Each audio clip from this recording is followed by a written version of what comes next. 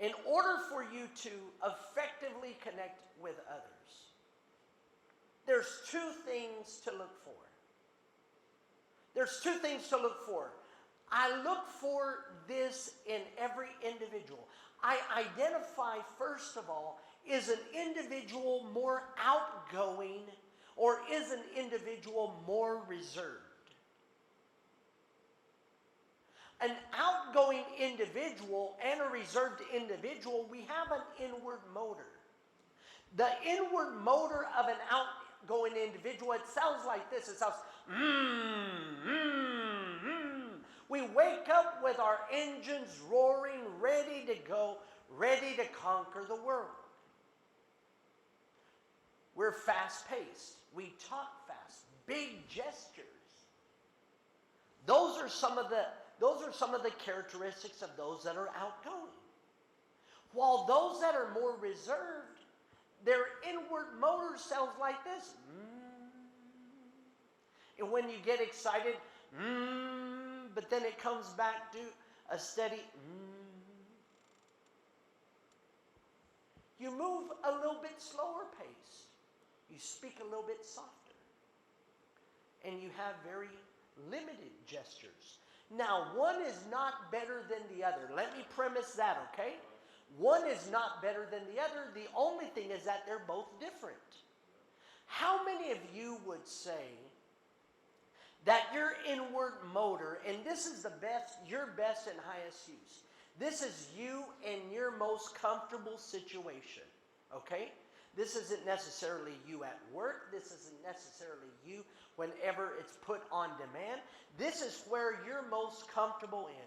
How many of you would say that your motor is more outgoing, fast-paced, you move quickly, you talk quickly, you talk loudly, you have big gestures? How many of you would say that describes me? Raise your hand. I want you to stand and I want you to come up here on stage.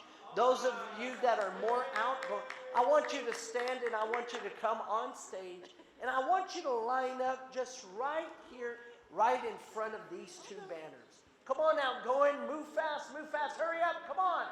Hurry up, let's move. Let's move, let's move, let's move. Let's move. Let's move just like this, right across. All right, that is great. Just right across here. And so those of you that are more outgoing, you're fast-paced, you move quickly, you process things real quickly, you like to talk loud. You're kind of the life of the party. Does that describe you? Man, that is great. Look at them. That is great. While those of you that remain standing, you're more reserved. You're more reserved. You speak softer. You like to process things before you take a step.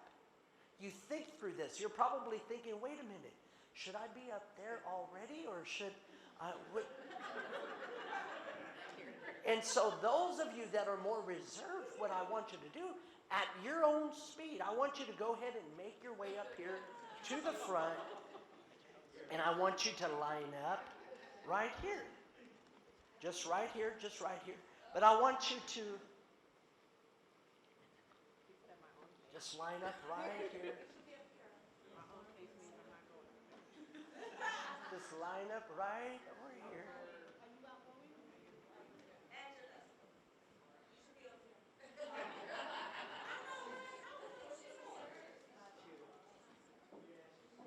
So you're cautious, you're reluctant, you're concerned, you're great critical thinkers. You're discerning. I need to review this. Let me think about this. That is great. Let me say this, people. One is not better than the other, all right? They're just different. So the first observation that we look for, and I'm going to show you how this all applies in our teaching moment. The first observation is that we identify, is someone more fast-paced or are they more reserved? Why is that important? Look at me right here, right quick. I want to make sure I'm in viewpoint of everybody. It's important because everyone communicates, but very few people connect. The highest level of leaders Remember, leadership is influence. They have an effect on the behavior, on the character of other individuals.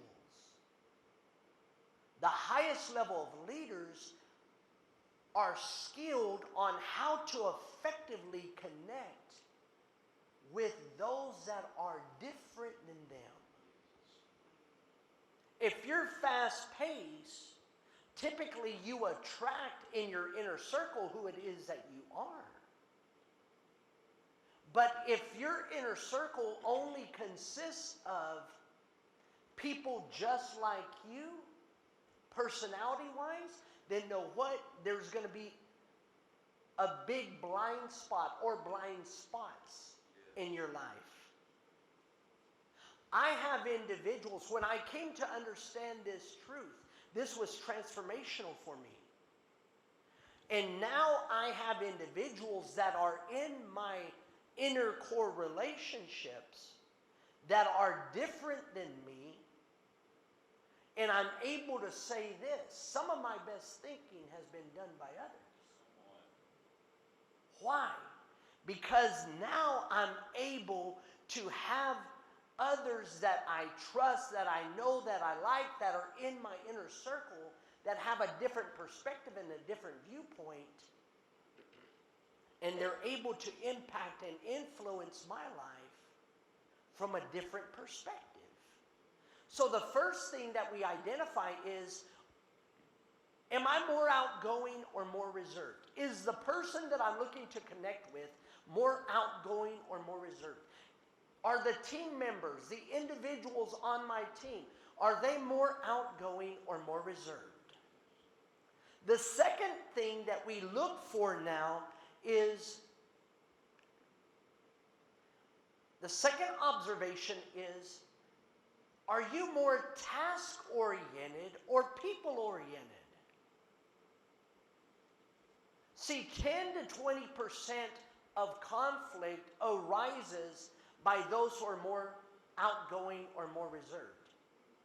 You're looking to connect with this gentleman. You're more outgoing, you're more reserved.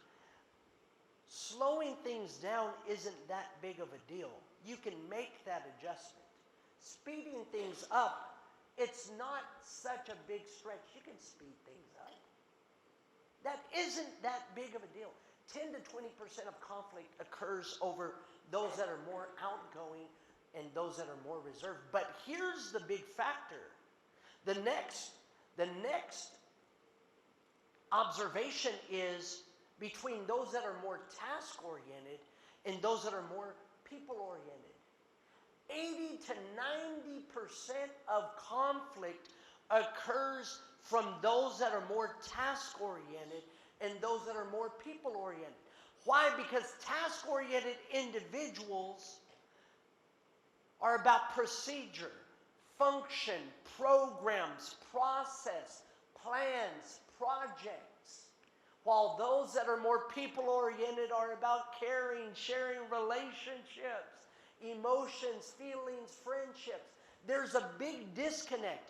Oftentimes, let me say this, oftentimes those that are more task-oriented view those that are more people-oriented as lazy. All they want to do is hang out, fellowship, and have fun. Right. While those that are more people-oriented view those that are more task-oriented, man, they're so cold. They're so high-strung. Can they ever lighten up? Is it always about the project? Is it always about, can't they just have a good time? You see that there's a big disconnect there. So how many of you, you've already identified that you're a little bit more outgoing, and you've already identified that you're a little bit more reserved. Now what we're going to do is that we're going to divide this. Those of you that are more, you're going to stay on your outgoing and reserved side. Those of you that you really would say, you know what, the real me, not whenever I'm on the job, not what's put on demand, but the real me, I'm more task-oriented. I'm more about procedure, functions, and programs. I want you to come to this side of you're all about functions, programs, procedures, plans, and projects. And those, you can change your mind. You could be 5149. 5149. And those of you that you would say, I'm more about relationships. I'm more about relationships. I'm more about, and you know what? You can change your mind after lunch. You can change your mind after lunch. We are not putting you in a cap. We're not bottlenecking you. This is just an exercise just to help you identify. Are you more, so you guys are already more outgoing, and you would say you're more outgoing and you're more task-oriented. Is that correct? You guys are more outgoing and more people-oriented. Is that correct? Is that your best and highest use? Now, you are more reserved. You would say that you're more reserved and people-oriented? Does that sound about right? You would say so? And then you're more reserved and you're about the task, about the project, about the process, about getting the right thing done. Is that right? See, we're all, and let me make a statement here. We really are a blend of all four personality styles. We're really a blend of all four personality styles. Because you know what? At any moment, if I were to say, there's a fire, let's go. We all become outgoing, task-oriented. We all go. If there's babies that even are not ours, we're going to pick up the baby. You know, think about even in a fire, maybe 2 stories. You know, we're on a 2-story house. Our second story is probably 40 feet high, and we have an escape. And I'm like, no, what? If I have to jump, I think I jump and probably break a leg, but I'm going to survive. You know, you're going to do some extreme things at any moment. So you could all turn into outgoing, task-oriented. At a funeral, look at this. At a funeral, we're going to probably be more reserved and people-oriented. I'm not going to go to a funeral and say, hey, Pastor Hancock, it's so good to see you, man. That isn't the way we're going to respond.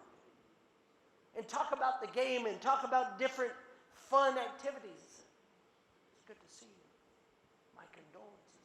You're going to make that necessary shift. And we're talking about really the best version of you where your best and highest use is in operation.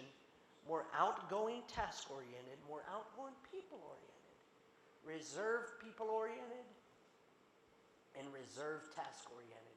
What we're going to do is we're going to teach from this point, and we're going to help you today identify how to effectively connect with all 4 personality styles, regardless of what quadrant is your predominant quadrant. Okay? So y'all can have a seat. Thank you for your participation.